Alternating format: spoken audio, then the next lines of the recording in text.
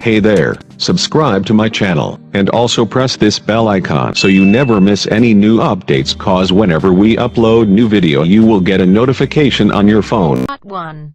You will hear a conversation between two students about buying a used car.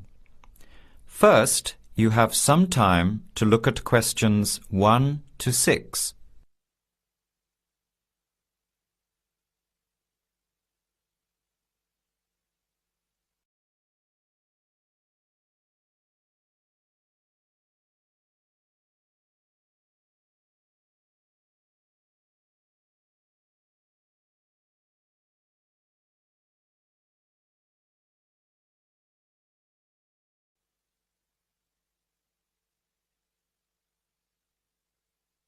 Now, let's begin. Answer the questions as you listen. You will not hear the recording a second time. Listen carefully to the conversation and answer questions 1 to 6.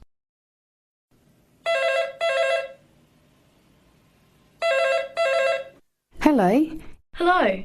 Can I speak to Eleanor, please? this is Eleanor speaking. Hi. My name is Jan. I'm calling about the car that was advertised on the notice board in the Student Union building. Is it still for sale? Yes, it is. Your ad says it's a 1985 Celica, in good condition. It's old, but it has been well looked after. My family has had the car for 10 years. I'm just the third owner and my mother had it before me, so we know its history. We've got all the receipts and records. It's had regular maintenance and the brakes were done last year. It runs really well but looks its age. Why are you selling it, by the way? Well, I'm going overseas next month to study. I'll be away for at least 2 years, so I have to sell it.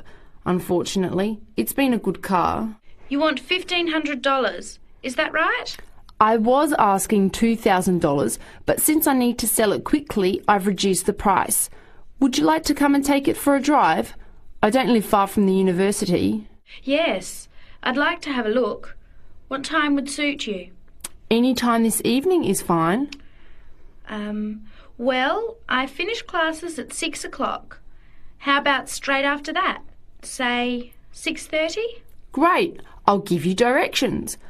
When you leave the main gate of the university, turn left on South Road and keep going until you get to the Grand Cinema. Take the first right, that's Princess Street. I'm at number 88 on the right. So it's 80 Princess Street. No, it's 88 Princess Street and the suburb is Parkwood.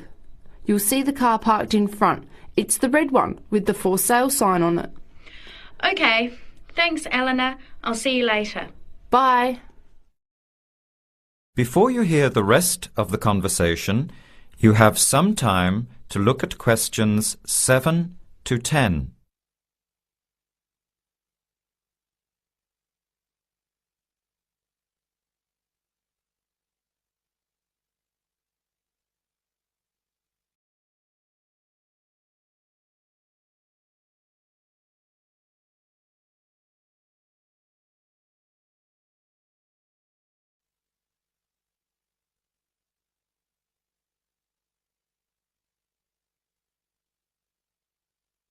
Later that day, at the university, Jan meets up with her friend Sam and tells him about the car. Hi, Sam. Hey, Jan. What's happening?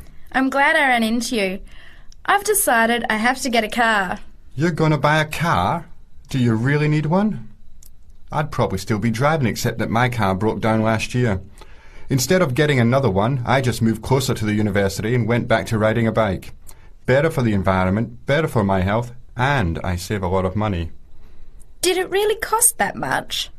Well, when you think of registration, insurance, rising petrol costs, parking plus maintenance and repairs, it adds up. I know it's going to be expensive, but I really need my own transportation. It takes half an hour by bus each way to university as it is. But now I'm working at night in the city. There's no way I want to hang around waiting for a bus late at night, then walk 3 blocks home alone. Hey, I think you've got a point there. So what kind of car are you looking at? It's an 85 Celica, same kind as I used to have. The owner's asking $1,500. That's pretty old. How many kilometres has it done? You know, I forgot to ask. I'll have to check tonight when I go see it. Would you be able to come with me to have a look? At about 6:30? Sure, I'll come, but I don't know a lot about cars. I do know one thing, though. I wouldn't buy an old car without having a mechanic look at it first. That's a good idea. But won't it cost a lot? Not really. You can get a check done through the Automobile Association for $80, and it comes with a report on the condition of the car. It can save you a lot of money in the long run. I'll keep that in mind. So we have to get to Parkwood at 6:30. Do you want to take the bus? It goes straight down South Road every 15 minutes. Or maybe we could walk. I don't think it's that far. Actually, I could borrow my roommate's motorbike for an hour or so. He's working all evening in the library. Do you think he'd mind? No way. He owes me a favour or two. Okay, great. See you at 6, outside the student centre. That is the end of part 1. You now have half a minute to check your answers.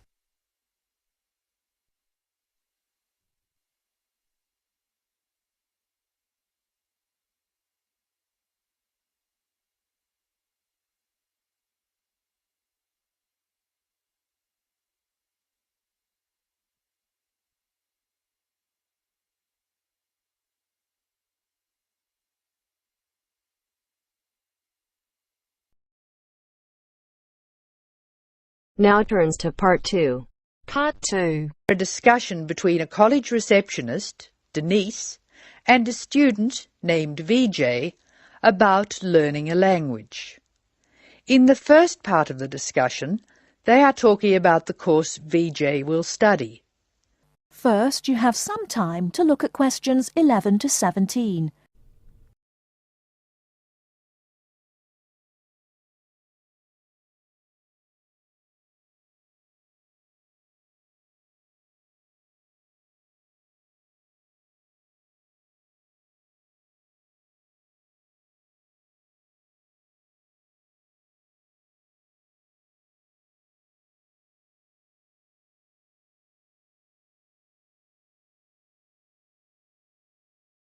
Now, listen carefully and answer questions 11 to 17. Hello. May I help you? Hello. Is this the right place for me to register to study foreign languages? Yes, it is. May I have your name, please? Vijay. My family name is Paresh. Vijay Paresh. Okay. Do you have a telephone number? Yeah. 909-2467. Thank you. Now, which language would you like to learn? We offer French, Italian, Cantonese, Mandarin, Spanish, Portuguese. I'd like to learn Spanish, please. Okay. Our classes are conducted in lots of different places. We have classrooms in the city and here in this building. What's this building called? This is Building A. I work near here, so it'd be best to study in Building A. What time do you want to come to lessons? They go on for 3 hours and they start at 10 a.m., 4 p.m. and 6 p.m. I wish I could come to the daytime lessons, but I can't. So 6 p.m, please. That's our most popular time, of course. Have you ever studied Spanish before? No, I haven't. We describe our classes by level and number. Your class is called Elementary 1. Okay. When will classes start? Elementary 1 begins, just a minute. It begins on August 10. Great. Now what else do I have to do? Before you hear the rest of the talk, you have some time to look at questions 18 to 20.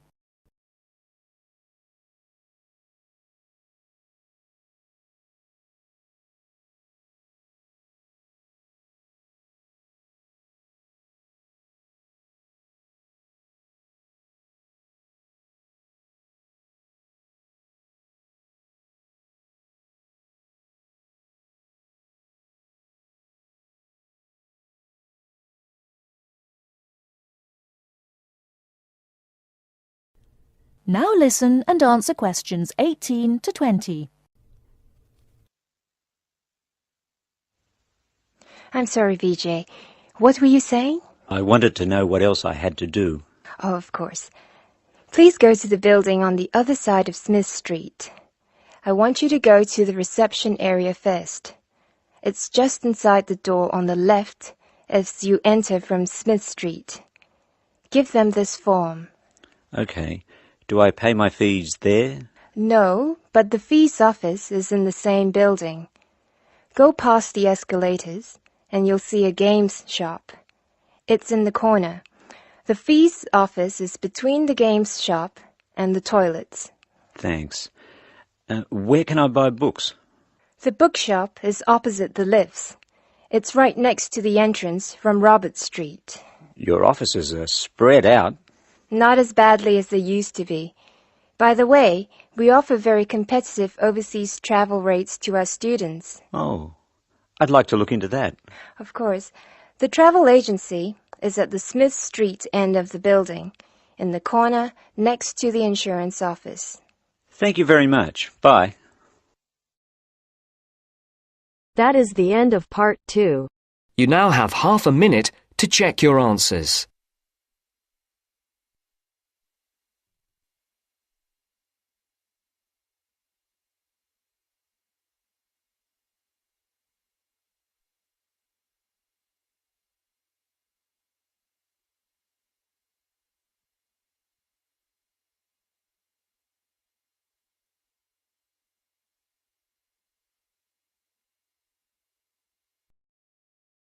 Now turns to part 3. Part 3. You will hear two students, Sharon and Zhao Li, talking to their tutor about a presentation they gave the previous week. First, you have some time to look at questions 21 to 23.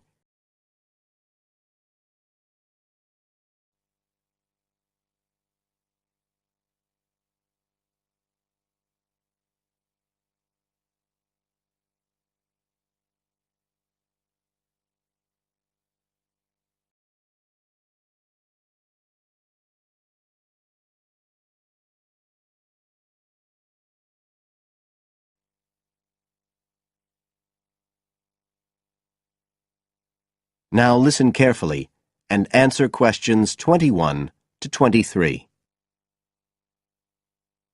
So, Sharon and Zhao Li, in your presentation last week, you were talking about the digital divide, the gap between those who can effectively use communication tools, such as the internet, and those who can't.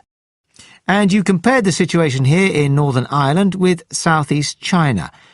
Right. So, I asked you to do some self-evaluation, watching the video of your presentation and thinking about the 3 main criteria you're assessed by: content, structure and technique.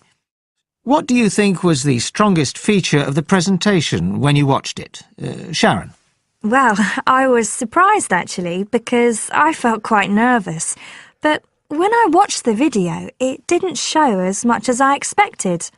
So which of the criteria would that come under? Confidence? That's not actually one of the criteria as such. Zhao Li? Technique? It's body language and eye contact, isn't it? Well, I didn't think I looked all that confident, but I think that our technique was generally good, like the way we designed and used the PowerPoint slides. So, you both feel happiest about that side of the presentation? Yeah. OK, now on the negative side, what would you change if you could do it again? Well, at first I'd thought that the introduction was going to be the problem, but actually I think that was OK. We defined our terms and identified key issues. It was more towards the end. The conclusion wasn't too bad, but the problem was the questions. We hadn't really expected there'd be any, so we hadn't thought about them that much. OK, anything else? Well, like Zhao Li says, I thought the conclusion was okay, but when I watched this on the video, I thought the section on solutions seemed rather weak. Can you think why? Well, we explained what people are doing about the digital divide in China and Northern Ireland, but I suppose we didn't really evaluate any of the projects or ideas. It was just a list, and that was what people were asking us about at the end mostly. You now have some time to look at questions 24 to 30.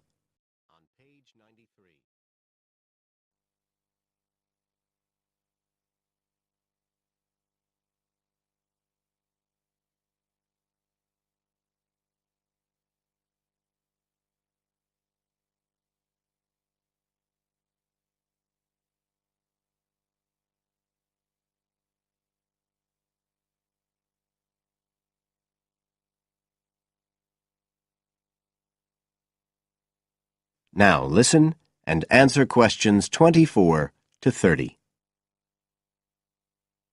OK. Now, I also asked you to get some peer evaluation from the other students. Yes, well, people said it was interesting, like the fact that in China the internet was used more for shopping than in Northern Ireland. They said sometimes it was a bit hard to understand because we were talking quite fast, but we didn't think so when we watched the video. No, it's a bit different, though, because you know all this information already. Mm. If you're hearing it for the first time, you need more time to process it. That's why signposting the structure and organisation of the talk is important. That seemed OK. No one mentioned that as a problem. Some people said that we could have had more on the slides, like some of the other groups had nearly everything they said written up on the visuals as well. But other people said the slides were good. They had just the key points. Yes. And most people said we had quite good eye contact and body language. They all pointed out we'd overrun. They all said we were 5 minutes over. But we timed it afterwards on the video, and it was only 3 minutes. We were a bit unsure about the background reading at first, but I think we did as much as we could in the time. Anyway, no one commented on that under content. But one thing that did come out was that they liked the fact we'd done research on both Northern Ireland and China. Most other people had just based their research on one country. We managed to get quite a lot of data from the internet, although we had to do our own analysis, and we did our own surveys as well in both countries. So the class gave us best feedback for content, but it was all OK. Right. Well, that's quite similar to the feedback I'm giving you. I was very impressed by the amount of work you'd done and by your research methodology. So, actually, I'm giving you full marks for content. 5. Oh. The structure of the presentation was good, but not quite as good as the content. So, I gave that 4. And the same for technique. So, well done. Thank you. Now, the next stage is to write up your report. So, just a few pointers for you here. First of all, in your presentation, I think your ending was rather abrupt. You suddenly just stopped talking. Yeah. It wasn't a big problem, but think about your closing sentences in your report. You want to round it off well. One thing I forgot to mention earlier was that I felt a very strong point was that after you'd given your results, you explained their limitations. The fact that we didn't have a very reliable sample in terms of age in China. Yes, that section. So don't forget to include that. And you had some excellent charts and diagrams, but maybe you could flesh out the literature review a bit. I can give you some ideas for that later on if you want. OK, is there anything else you want to ask? No, thank you. Thanks. That is the end of part 3. You now have half a minute to check your answers. Now turns to part 4. Part 4. You will hear an extract from a talk about student health, and specifically about ways to avoid headaches. Listen to what the speaker says and complete the summary. First, look at questions 30 to 40.